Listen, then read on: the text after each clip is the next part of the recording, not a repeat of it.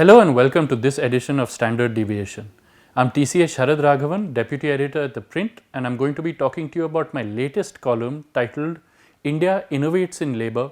It doesn't need the pressure to spend huge on R&D like US and Japan. The US, Japan and South Korea are considered highly innovative countries while India isn't. But this is an incorrect assessment for various reasons. Over the years, there has been considerable amount of discussion on India's relatively low expenditure on R&D.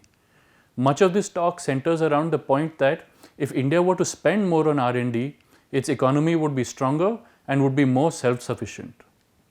However, all this talk misses 2 points, both of which are of critical importance to a country like India. The first is that R&D is often mixed up with innovation, which limits our measure of the actual innovation that's happening. One can innovate without spending on R&D.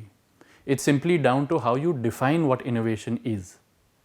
The second point is that the talk of R&D is limited to how capital is deployed, ignoring the labor side of an economy. Thus, countries like the US are lauded for Henry Ford's assembly line technique of manufacturing cars, but Indian companies aren't hailed for coming up with 10-minute home delivery services of nearly anything you could need. The reason for this capital-labor imbalance in terms of R&D comes from the fact that the US, Japan and South Korea, among the most prolifically innovative countries in the world, are short of labor.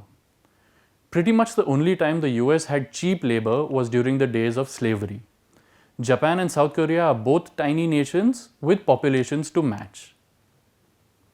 This shortage of labor meant that the cost of labor was often prohibitively high in these countries, and so companies had to figure out ways to get more output by using even less labor, even if that meant using more capital. That philosophy has carried on even now, with automation of factories and other processes taking off. Even inventions like ChatGPT are aimed at reducing the use of labor.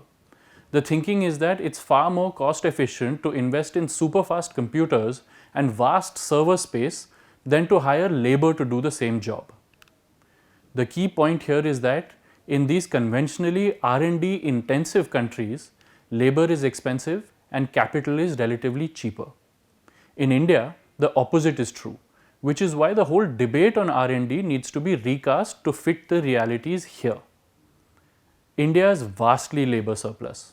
We will soon be the most populous country in the world if we aren't already there. As far as economic models go, ours caters to this reality. We have cheap labor, and so our processes depend on this factor of production far more than on capital. We would rather throw people at a problem than capital. A road isn't built fast enough? Hire more workers. A software project needs to be done within a tight deadline? Hire more engineers. Better this, it is felt, than spending on developing machines that will lay roads or software that will do the job a human engineer would. And this is as it should be largely. We should depend on resources we have in abundance, and in India's case, that's people. So then the question is, if we have historically chosen labor over capital, why is there so much pressure right now to spend more on R&D in capital?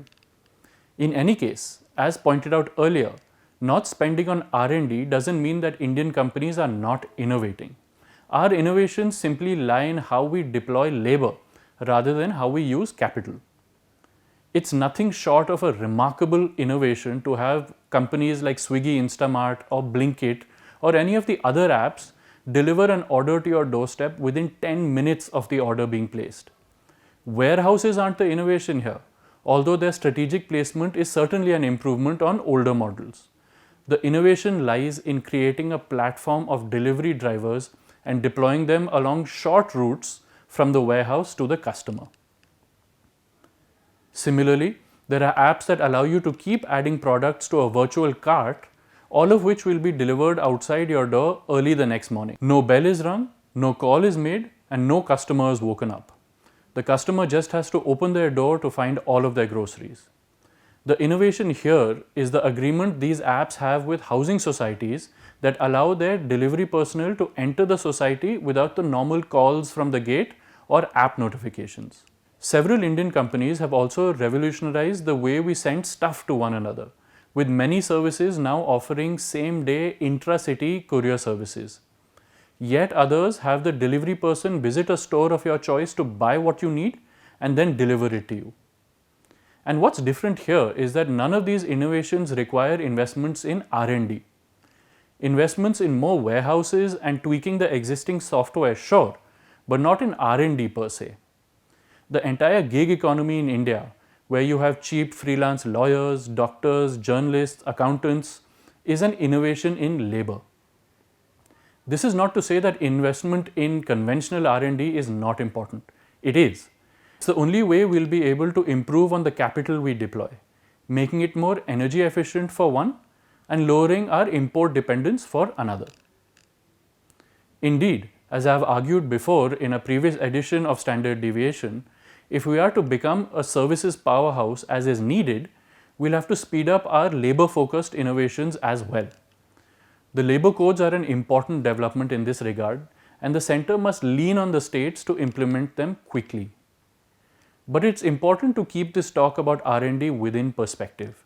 India is an innovative country. It just innovates in areas that make sense for it rather than what fits the conventional capital-intensive models. That's all from me. Thank you for watching.